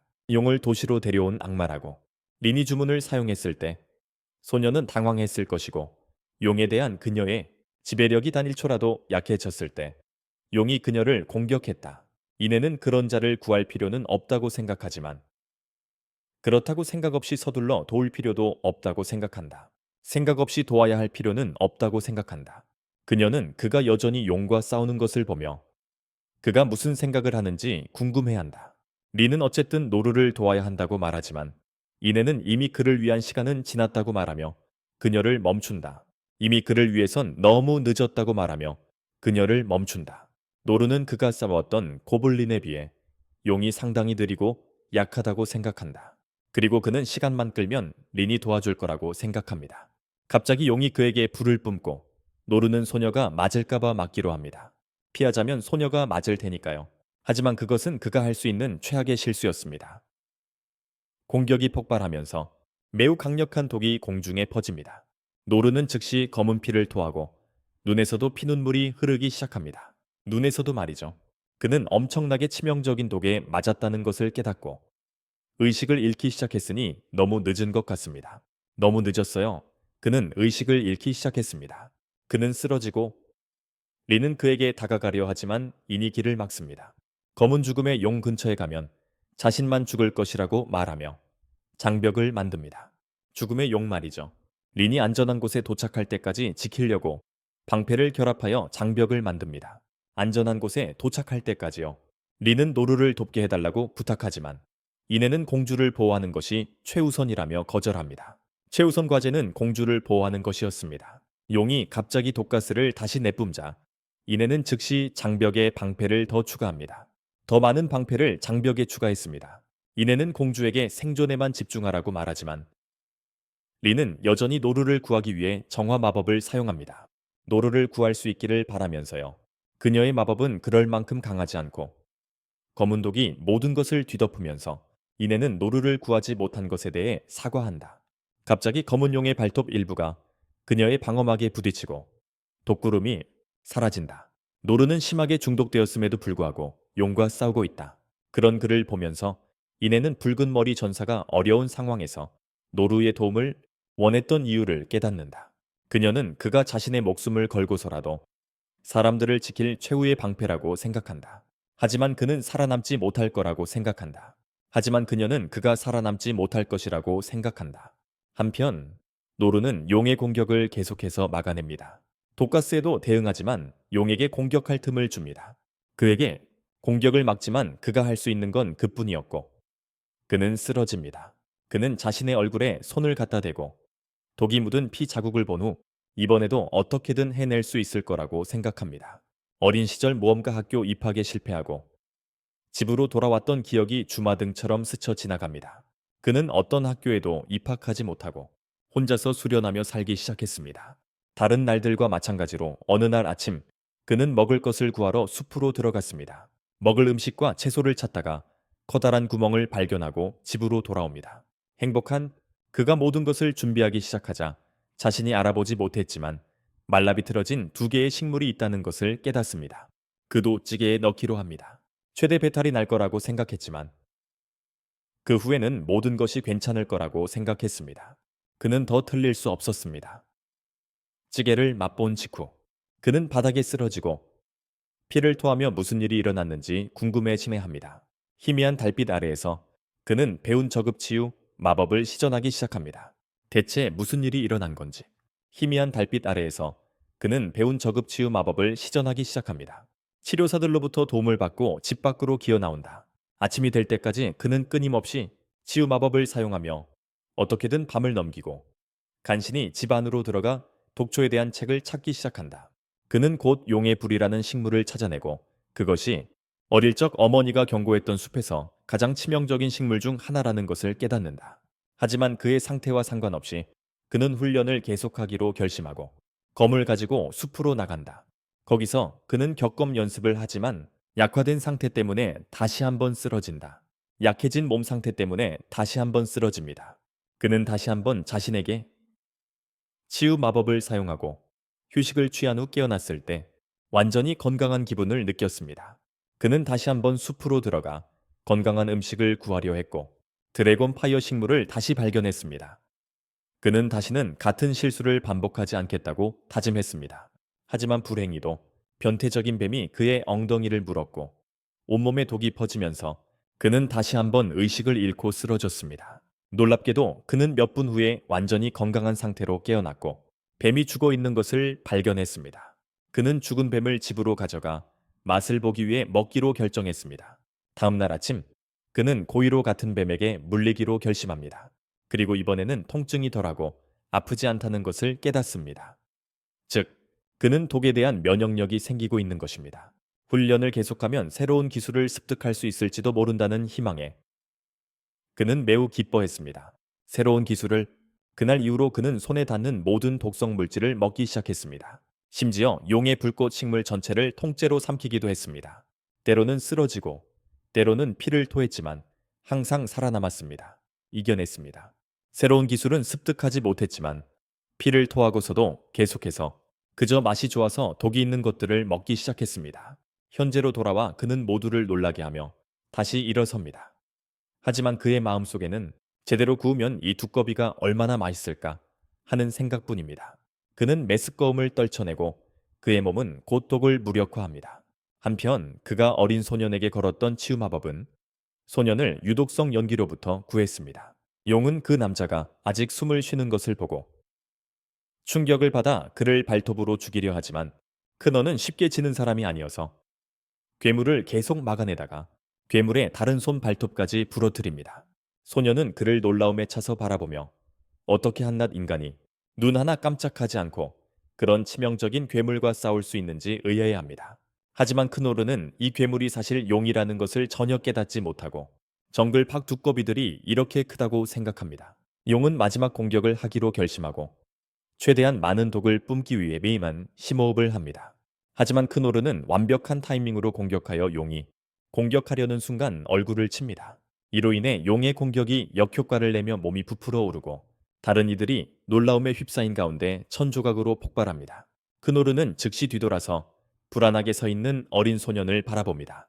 크노르가 자신도 죽일까봐 예상하며 크노르가 자신도 죽일까봐 긴장하고 있습니다. 하지만 크노르는 그가 괜찮은지 단순히 묻습니다. 이 질문에 악마 소년은 놀라고 크노르는 그가 왜 그렇게 두꺼비 가까이에 있었는지 묻습니다. 소년은 이 남자가 왜 용을 두꺼비라고 부르는지 궁금해하지만 자신이 그것을 도시 한가운데로 데려가고 있었다고 대답합니다. 소년은 크노르가 이제 화낼 거라고 예상했습니다. 하지만 크노르는 이 소년이 그 두꺼비를 행복한 작은 농장에서 키웠을 농부일 것이며 그것을 도시로 가져가 식당에 팔아서 멋진 요리로 조리될 것이라고 생각합니다. 그는 즉시 고개를 숙이고 사과하며 죄책감에 휩싸입니다. 두꺼비를 죽이고 돈을 갚겠다고 약속하지만 돈을 모으는데 시간이 걸릴 거라고 말합니다. 돈을. 소녀는 이 시점에서 정말 혼란스러워하지만 크노르에게 돈은 필요 없고 크노르가 용을 죽여줘서 고맙다고 말합니다. 돈은 필요 없고 크노르가 용을 죽여줘서 고맙다고 말합니다. 크노르는 거대한 두꺼비를 어떻게 다루었는지, 두꺼비가 그를 해치지 않았던 이유를 묻고 소녀는 초조하게 고개를 숙이고 자신이 괴물을 조종할 수 있다고 대답합니다. 소녀는 크노르가 자신에게 화낼 거라고 예상했지만 크노르는 단지 놀라워하며 이 작은 소년이 어떻게 그렇게 강력한 짐승을 조종할 수 있는지 궁금해합니다. 소녀는 타고난 능력이라고 대답하고 크노르는 놀라며 이 아이에게 신 자신이 그러한 능력을 부여했을 것이라고 생각합니다. 소녀는 말을 더듬거리며 크노르에게 자신이 마족이라 불리는 부족 사람이라고 사실을 말한다. 인간들은 그들을 마족이라고 부른다. 크노르는 마족들이 심한 차별을 받고 노예처럼 취급받는다는 사실을 전혀 모르고 있다. 그는 자신도 그들 중 한 명이었으면 좋았을 거라고. 그랬다면 동물들의 도움을 받아 일을 훨씬 쉽게 할 수 있었을 거라고 말한다. 새를 이용해 편지를 보낼 수도 있었을 것이고 밤에 개나 늑대의 공격을 걱정할 필요도 없었을 것이다. 바티를 말이다. 그는 새를 이용해 메시지를 보낼 수도 있었을 것이고 밤에 개나 늑대의 공격에 대해 걱정할 필요도 없었을 것이다. 밤에 개나 늑대의 공격을 받을까 걱정할 필요도 없었을 것이다. 마족 소녀는 완전히 혼란스러워하며 크노르에게 마족을 싫어하지 않느냐고 묻는다. 마족들을. 크노르는 어리둥절해하며 왜 그들을 싫어해야 하는지 묻는다. 소녀는 모든 인간이 악마족의 힘을 두려워하기 때문에 그들을 증오한다고 대답한다. 그들의 힘 때문에 크노르는 생각에 잠긴 후 그런 힘은 엄청나게 유용하며 자신이 선택할 수 있다면 그 힘을 가지고 싶었을 것이라고 말하며 그런 인간들은 어리석다고 말한다. 그리고 그 힘은 엄청나게 유용해 보이며 만약 자신이 선택할 수 있다면 분명 그것을 원했을 것이다. 이 말에 소녀는 감동하여 눈물을 흘리기 시작한다.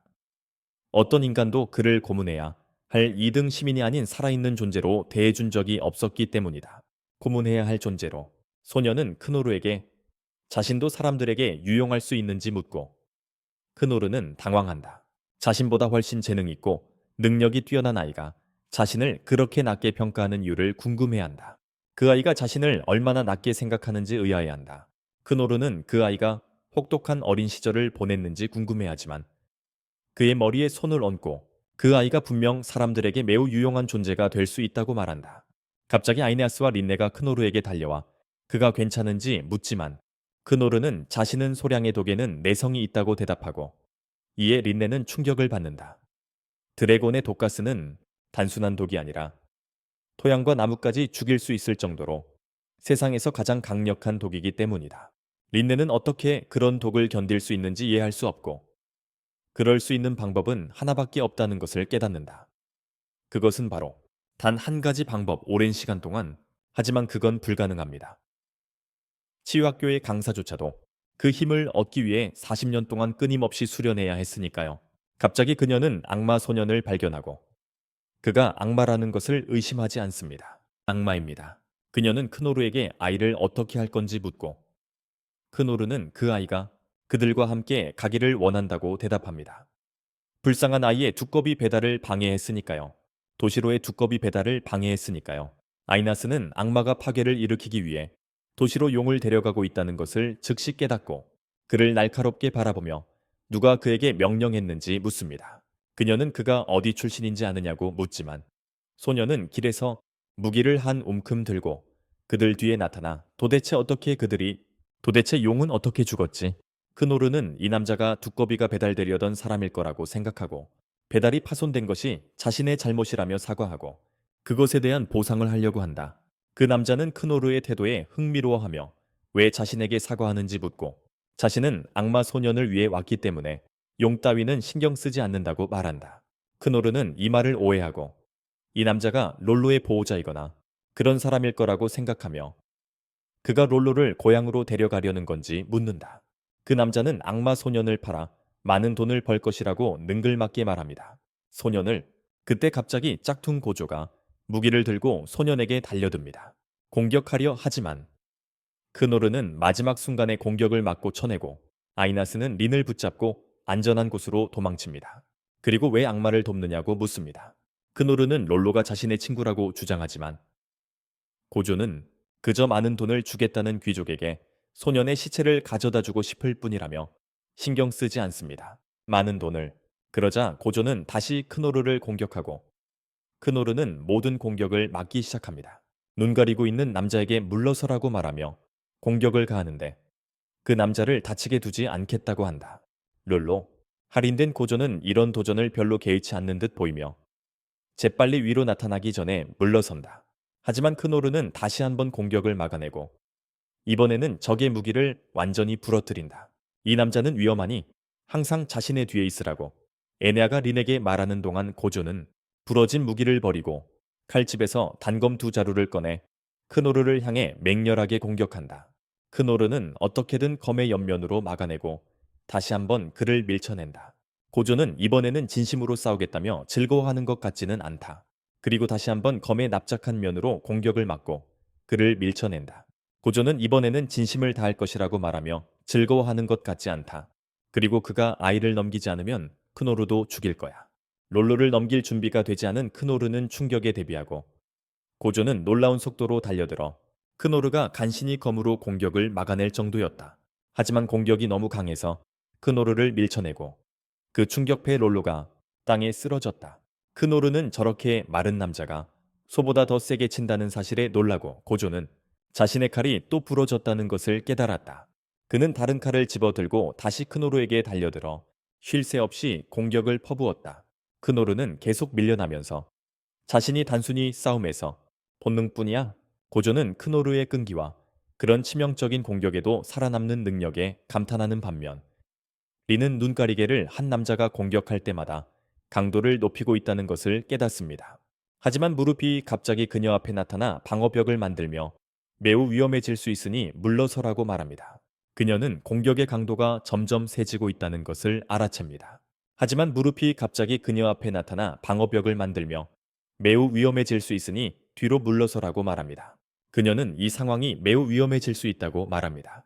리는 그렇게 이상한 복장을 할 사람이라면 한 사람밖에 생각나지 않는다고 말합니다.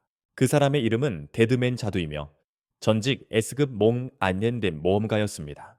그녀는 그를 전에 S급 모험가였던 사람으로 알고 있었습니다. 그녀는 학교 선생님들로부터 그에 대해 들은 것을 기억합니다. 그녀가 그가 얼마 전 사망 선고를 받았음에도 불구하고 그의 이름은 계속 진행 중인 사건들의 기록에 남아 있었습니다. 아고, 한 마스터가 그녀에게 그 남자는 어린 나이에 S급 모험가가 된 데드맨 자두로 알려져 있다고 말합니다. S급 모험가가 된 매우 어린 나이였습니다. 하지만 그의 악한 마음 때문에 그는 곧 S급 도망자가 되었습니다. 길은 이것에 관심을 보이며 그 남자를 추적하는 일을 맡을 수 있는지 묻습니다. 사냥할 수 있는지 질문합니다.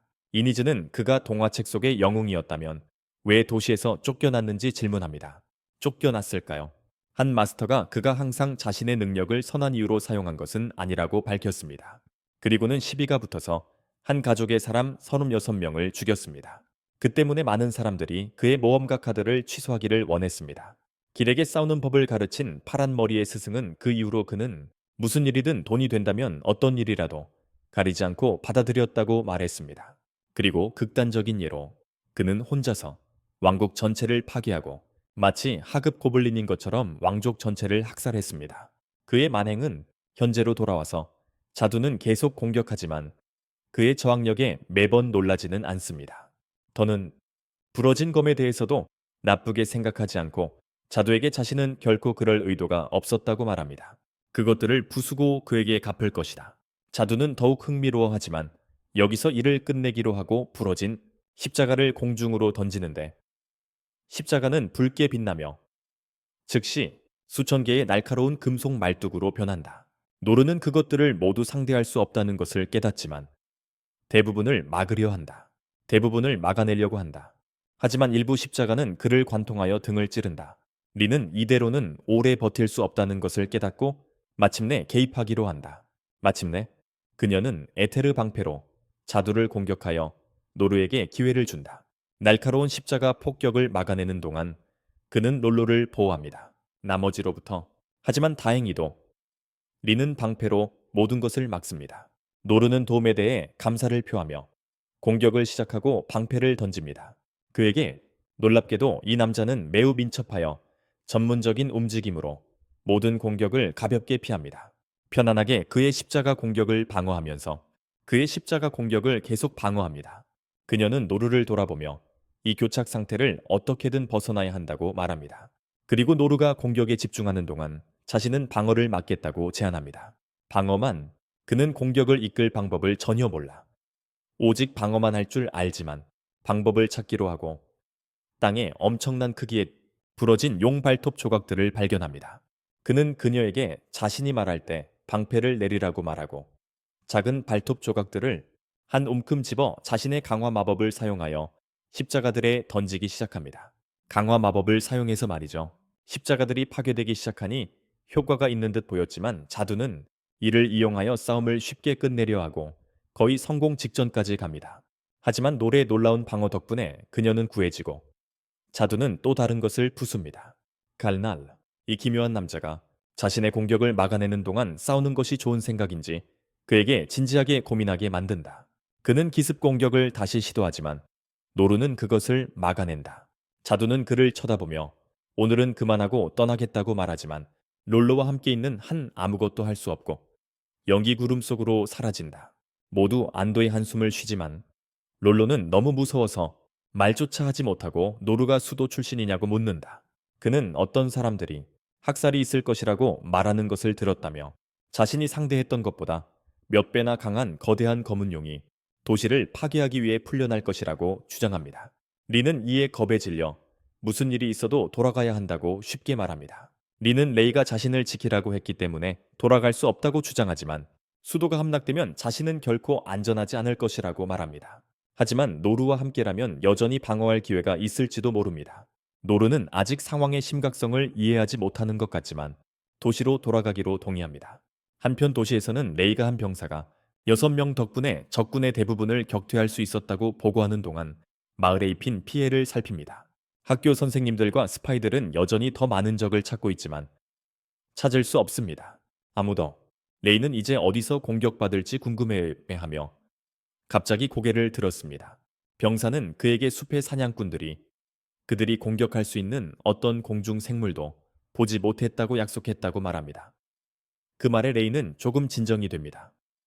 그때 그는 갑자기 하늘에서 이상한 것을 발견합니다. 그는 즉시 마법을 사용하여 그것이 무엇인지 드러내고 그 광경에 충격을 받습니다.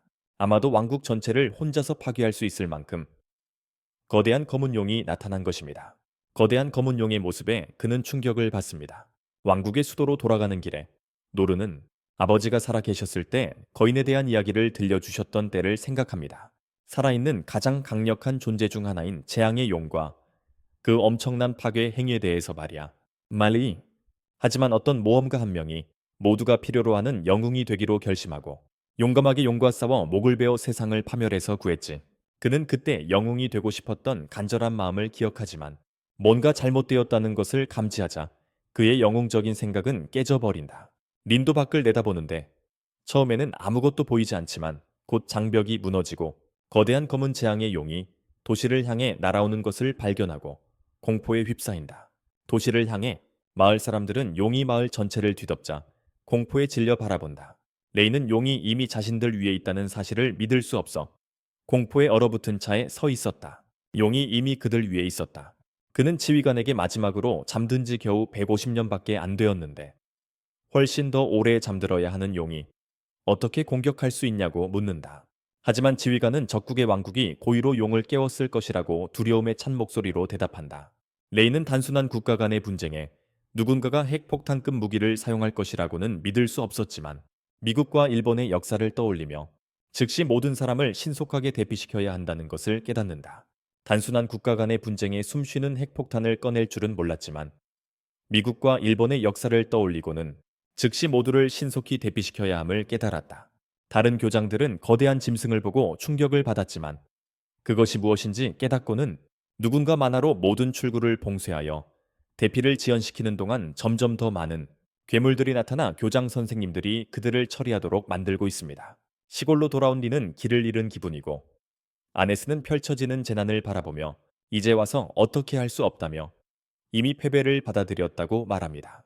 그들은 이미 패배를 받아들였습니다. 크노르는 평생 처음으로 용을 보게 되어 기뻐하는데 이는 자신이 방금 혼자서 용을 물리쳤다는 것을 모르는 이 바보가 아닌가 의아해하는 다른 사람들에게 충격을 줍니다. 혼자서 용을 물리쳤습니다. 크노르는 전혀 두려워하지 않는 것 같고 충분히 빨리 달리면 도시가 공격받기 전에 도착할 수 있을 거라고 말합니다. 리는 여전히 방어할 생각조차 하지 않고 있어서 이 말에 놀랐다.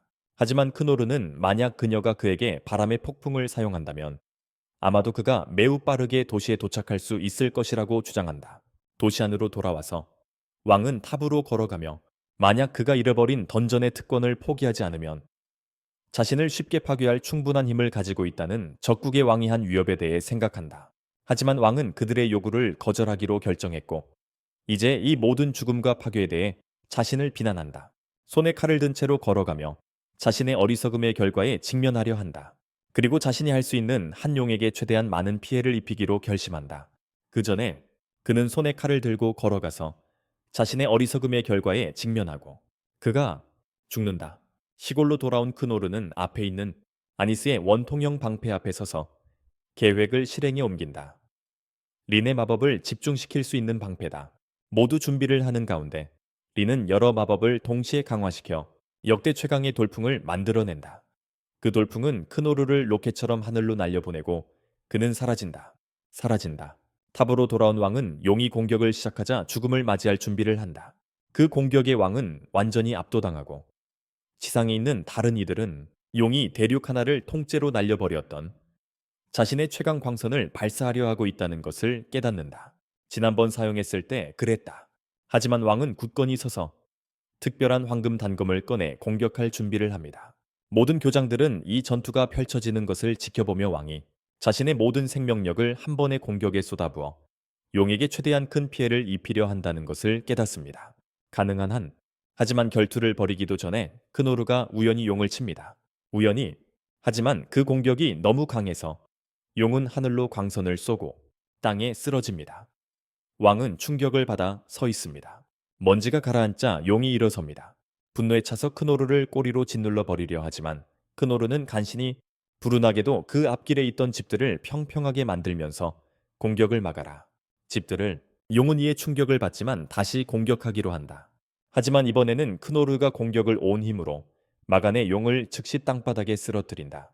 용을 그는 잠시 정신을 잃을 정도로 강력했던 돌풍의 위력을 기억하며 겨우 일어서서 그 기세를 몰아 도시 성벽까지 달려가 뛰어넘는다. 그 기세를. 하지만 그는 용이 바로 그곳에 있었고 그의 검이 그 타격을 막아 목숨을 구하지 않았더라면 머리부터 떨어졌을 거라는 사실을 깨닫지 못했다. 용이 다시 일어설 때쯤 이네스와 린도 도시를 달리며 생존자들을 돕고 있었지만 그들에게 날아온 바위에 공격을 받습니다. 이네스는 간신히 막아냅니다.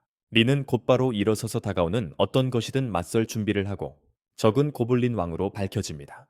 숲에서 그녀와 크노르가 맞닥뜨렸던 것만큼 크지는 않았지만 여전히 엄청나게 강했습니다. 린은 진정하기로 하고 크노르의 말 그저 고블린일 뿐이라는 것을 떠올립니다. 그러자 그녀는 얼음창으로 그들을 공격하기 시작하지만 거의 핥히는 수준입니다. 그들이 몰려드는 것을 막아내는 동안 이네스는 방어를 강화한다. 하지만 그들이 공격하기 전에 악마 소녀는 자신의 특별한 능력을 사용하여 그들의 행동을 멈추게 하고 그 후에 린은 얼음 폭풍으로 그들을 얼린다. 그러는 동안 이네스는 에테르 검을 만들어 그들을 산산조각 낸다. 린은 작은 소년을 보고 악마 종족은 단지 소년 하나가 3명의 고블린 왕을 멈추게 할 수 있을 정도로 엄청난 수의 마법 능력을 가지고 있음을 깨닫는다. 그들의 행동을 그녀는 그 다음으로 계속해서 크노르를 공격하려는 용에게로 시선을 돌린다. 하지만 몇 번을 공격하든 크노르는 항상 공격을 막아내고 용의 발톱과 비늘을 계속해서 다치게 한다. 다시 그리고 다시. 용은 평생 처음으로 그가 다친 것을 보고 놀랐고 크노르는 깨지거나 부서지지 않는 검이 대체 무슨 재질로 만들어졌는지 궁금해했다. 그 검을 가진 한 어떻게 써도 이 용은 자신에게 아무것도 할 수 없다는 것을 깨달았다. 하지만 용은 다른 계획을 가지고 있었고 즉시 하늘로 날아올라 닿지 않는 곳으로 날아가 대륙 전체를 한 방에 날려버릴 또 다른 거대한 죽음의 광선을 재충전하기 시작했다. 그리고 이번에는 용이 빔을 쏘자 왕은 그들이 끝장났다는 것을 깨달았지만 크노르는 제자리에 서서 다시 한번 공격을 막았다. 땅으로 향했지만 모두의 놀라움 속에 빔은 실제로 휘어져 하늘로 솟구쳐 오르고 세계의 절반을 파괴할 만큼 거대한 화염 폭발을 일으키며 폭발합니다. 용은 분노에 찬 채 지상으로 내려옵니다. 자신의 공격을 어떻게 이 작은 인간이 막을 수 있는지 이해할 수 없어 분노에 차서 다시 크노르를 할퀴려 하지만 크노르는 이전처럼 차분하게 공격을 막아내고 용의 발톱은 부러져 땅에 떨어집니다. 모두는 크노르 앞에 용이 땅에 떨어지는 것을 경이로운 눈으로 바라봅니다. 그의 눈은 밝은 붉은색에서 평범한 색으로 변합니다. 롤로는 용이 진정된 것 같다는 것을 깨닫습니다. 이것은 항복하는 자세입니다. 그리고 패배를 인정하는 자세입니다. 레이와 다른 대피 인원들은 놀라움에 입을 다물지 못하고 어떻게 한 사람이 용을 제압할 수 있는지 의아해하며 바라본다. 그때 그의 아버지의 말이 크너의 머릿속에 울려 퍼진다. 영웅이 용의 목을 베고 발톱과 비늘을 모두 가져가 나라의 평화와 번영을 가져왔다는 이야기가 생각난다. 그는 자신에게 명예와 부, 그리고 영웅이라는 칭호를 얻기 위해 다른 길을 보고 살아있는 것을 죽일 용기와 능력이 있는지 생각한다. 동화책을 읽을 수 있을 때부터 항상 영웅이 되고 싶어 했던 그는 한참 동안 고민한 후 옆에 검을 놓고 앉아 용에게 미소를 지으며 말한다. 그는 언제나 영웅이 되고 싶어 했고 오랫동안 생각한 후에 그는 옆에 검을 놓고 앉아 용에게 미소를 지으며 말한다. 그는 결코 용을 죽이는 영웅이 될 수 없고 어린 시절 품었던 꿈은 꿈으로 남아야만 한다. 그래야만 더 나은 사람이 되어가는 그의 여정을 계속할 수 있으니까. 그리고 세계가 본 가장 강한 전사 중 한 명이 될 수 있으니까. 리는 충격에서 벗어나 즉시 크노르에게 달려가 그가 괜찮은지 묻는다. 크노르는 상황이 완전히 통제되고 있기에 기쁘게 그들에게 손을 흔든다. 모두가 크노르를 경외감으로 바라보는 가운데 그는 자신이 괜찮다고 말하고 롤로 쪽으로 돌아서 그날을 구해줘서 고맙다고 말한다. 롤로는 이 말에 어리둥절해하며 그게 무슨 말이냐고 묻는다. 알고 보니 크노르는 롤로가 거대한 엘을 마음대로 조종했다고 생각한다. 용이놈의 목숨을 구했어. 그렇지 않았다면 죽었을 거야. 롤로는 즉시 거절하며 자신이 용을 전혀 조종하지 않았다고 주장하는데 그 말에 크노르는 혼란스러워해. 분명 용이 싸울 의지를 잃는 걸 느꼈거든. 마지막에. 갑자기 롤로가 자기 능력을 두려워하는 사람들에 대해 말했던 게 생각나. 그리고 그는 롤로가 거대한 용을 조종했다는 사실 때문에 사람들이 자신을 엄청 위험한 사람으로 여길까봐 두려워서 책임지기를 원하지 않는다는 결론을 내려 책임을 지고 싶어 하지 않는 거야. 크노르는 롤로에게 미소를 짓고 눈짓을 한 후 용을 어떻게 해야 할지 뭔가를 해야 한다고 말해. 그리고 이 상황을 처리하는 가장 좋은 방법은 롤로가 다시 그 마음을 제어해서 원래 있던 곳으로 돌려보내려고 합니다. 아이나스는 충격을 받고 용이 방금 대륙 전체를 파괴하려 했다고 주장합니다. 그리고 크노르도 그 정도는 이해합니다. 그는 가장 안전한 방법은 용을 즉시 죽이는 것이라는 것을 알지만 가능하다면 살아있는 생명체의 목숨을 빼앗고 싶지 않습니다. 리는 그가 이미 먹어치우고 닥지도 않고 배설한 모든 동물들을 상기시켜 줄까 생각하지만 그냥 넘어가기로 하고 그가 짐승을 물리친 사람이니 그의 의지대로 하겠다고 말합니다. 그녀는 롤로에게 용을 돌볼 수 있는지 묻고 그는 주저하며 깨어 동의합니다. 그녀는 롤로에게 용을 돌볼 수 있느냐고 묻고 그는 주저하며 동의합니다. 그는 주저하며 동의합니다. 그는 앞으로 나아가 용에게 생각을 전달하고 용은 그의 명령에 따르겠다고 답한다. 주인의 명령이라면 무엇이든 하겠다고. 아이나스와 리는 놀란다. 크노르가 이제 최강의 용의 주인이라는 것을 알게 되었지만 저 바보는 그것을 깨닫지 못하고 롤로가 너무 강해서 용을 완전히 제압했다고 생각한다. 그는 롤로에게 용에게 집으로 돌아가 다시는 아무도 해치지 말라고 전하라고 지시한다. 그는 롤로에게 용에게 집으로 돌아가 다시는 아무도 해치지 말라고 말하라고 지시한다.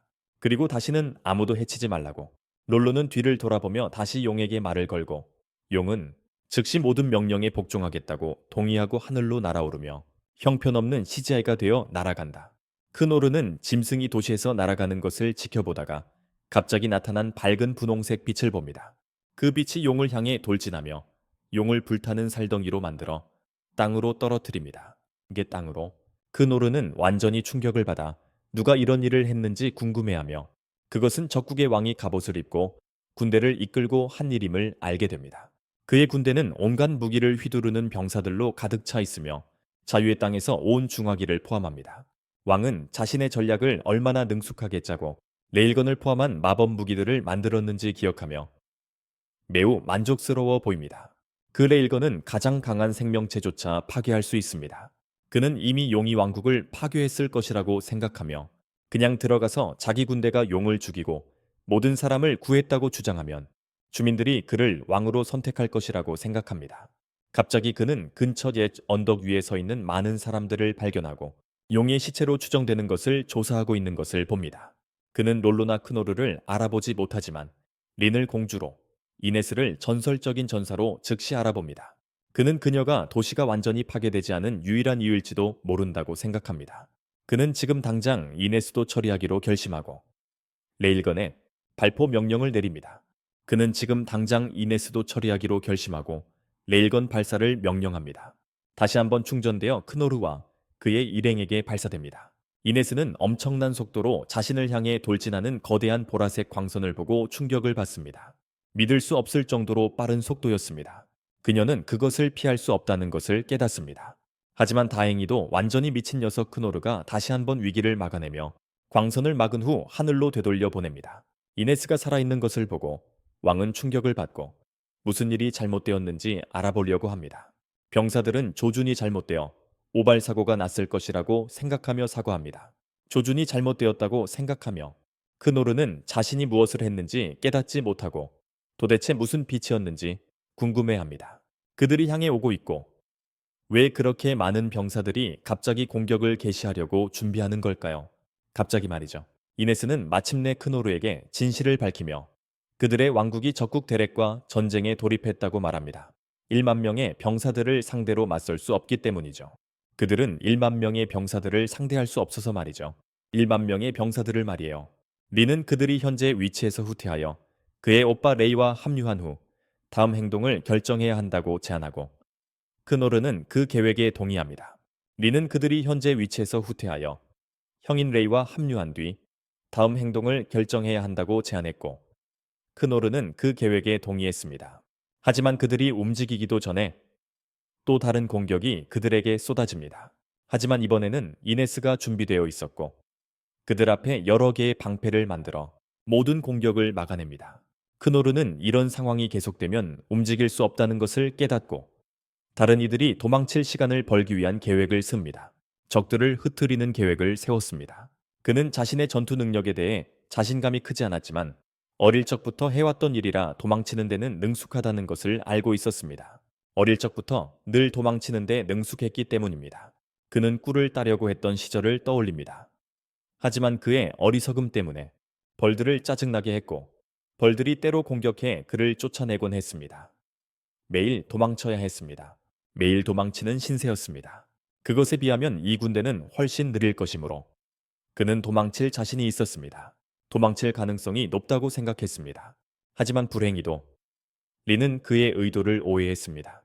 크노르는 자신의 힘에 자신감이 넘쳐 군대를 정면으로 공격하려 한다. 즉시 그녀는 그의 뒤에 나타나 준비하라고 말한다. 크노르는 혼란스러웠지만 그녀가 방어 마법을 걸어주려는 것일지도 모른다고 생각했다. 하지만 곧 그녀가 자신을 적진으로 직접 던져버리려 한다는 것을 깨닫는다. 적들에게. 그는 그녀를 막으려 하지만 롤로가 레일건을 다시 발사한다며 그를 제지한다. 다시 린에게 모두 도망쳐야 한다고 말하려는 순간 정말 안 좋은 타이밍이다. 하지만 이미 너무 늦었다. 그녀가 그의 등 뒤로 강력한 돌풍 마법을 사용했기 때문이다. 그를 놀라운 속도로 공중으로 쏘아 올렸다. 그는 균형을 되찾으려 했으며 최선의 탈출 방법을 찾으려 했다. 하지만 레이저빔이 곧바로 그에게 쏟아지기 시작했다. 그는 눈을 감고 검을 휘둘렀고 쉽게 막을 수 있다는 것을 깨달았다. 그것만으로 충분했다. 그는 땅에 떨어지기 전 모든 공격을 막기 시작했다. 다시 지상으로. 그는 속도를 유지하며 군대를 향해 달려가면서 날아오는 모든 공격을 막고 튕겨냈다. 그의 방향으로. 그는 자신의 속도가 너무 빨라서 방향을 바꿀 수 없다는 것을 깨달았다. 그래서 그는 아무것도 적들을 향해 전력을 다할 수밖에 없었습니다. 병사들은 미치광기처럼 돌진하는 그를 보고 충격을 받고 무기를 꺼내지만 누르는 곧바로 무기를 막아 수천 명의 병사들을 순식간에 무장해제시키고 다시 한번 무기를 막으며 길을 막는 모든 자들을 무장해제시킵니다. 그는 계속해서 적들을 향해 돌진하며 무기를 막는데 왕은 그 광경에 충격을 받아 대체 무슨 일이 일어나고 있는 건지 의아해합니다. 하지만 곧 누르가 자신들을 향해 뛰어오는 것을 봅니다. 누르는 시간을 낭비하지 않고 나머지 병사들을 처리하기 시작하고 무장 해제된 칼들이 땅에 떨어지며 불운하게도 그 밑에 있던 병사들을 다치게 하고 이어서 쏟아지는 비처럼 모든 적들을 압도하는 방패. 왕은 눈앞에서 벌어지는 일을 믿을 수 없었고 곧 그 주변으로 폭격까지 쏟아지기 시작했고 남은 병사들은 어리둥절하게 서 있었다. 곧 누르는 저광의 군대에 쪄도 있던 모든 병사들을 무장해제시키고 제압한 후 저광에게 돌진했다. 왕은 충격을 받고 이 남자가 대체 어떤 괴물인가 하고 생각하는 동안 누르는 거칠게 숨을 몰아쉬었다. 누르가 자신을 향해 돌아서자 왕은 공포에 질렸고 마음속으로 누르가 자신의 더럽고 역겨운 목숨을 끊으러 온다고 생각했다. 바지 아니 갑옷에 오줌을 지리는 와중에도 왕은 자신에게 아직 멋진 칼이 있다는 것을 떠올립니다. 그래서 누르를 향해 칼을 뽑지만 누르는 마치 제 전 애인처럼 그를 무시하고 앞으로 나아가 나머지 레일건들을 모두 파괴합니다. 왕은 삼촌 샘에게서 산 멋진 기계들이 땅바닥에 완전히 박살난 채 놓여 있는 것을 보며 충격에 빠집니다. 마침내 누르가 돌아와 칼을 땅에 꽂은 채 왕 앞에 섭니다. 갑자기 왕은 예전에 이 왕국을 방문했을 때 왕좌에 그 칼이 있는 것을 본 기억이 납니다. 그리고 도대체 이자가 클레이 왕이 찾았다는 칼을 들고 여기서 무슨 짓을 하는 건지 의아해합니다. 자신조차 두 손으로 겨우 휘둘렀던 칼을 이 괴물은 한 손으로 휘두르고 있습니다. 혼자 힘으로 한 손만으로 그의 모든 군대를 무찔렀습니다. 이로 인해 적국의 왕은 다시 한번 금색 샤워를 하고 말로 달려가 황급히 도망치며 누르가 자신을 따라올지 궁금해했습니다. 그가 따라올지 말지. 이 영상이 마음에 드셨다면 F급 모험가에 대한 이야기를 좋아하실 겁니다. 소급 여신을 만나 최강의 영웅이 된 F급 모험가 말입니다. 이 영상이 마음에 드셨다면 F급 모험가에 대한 이야기를 좋아하실 겁니다. C급 여신을 만나 최강의 영웅이 된 F급 모험가 말입니다.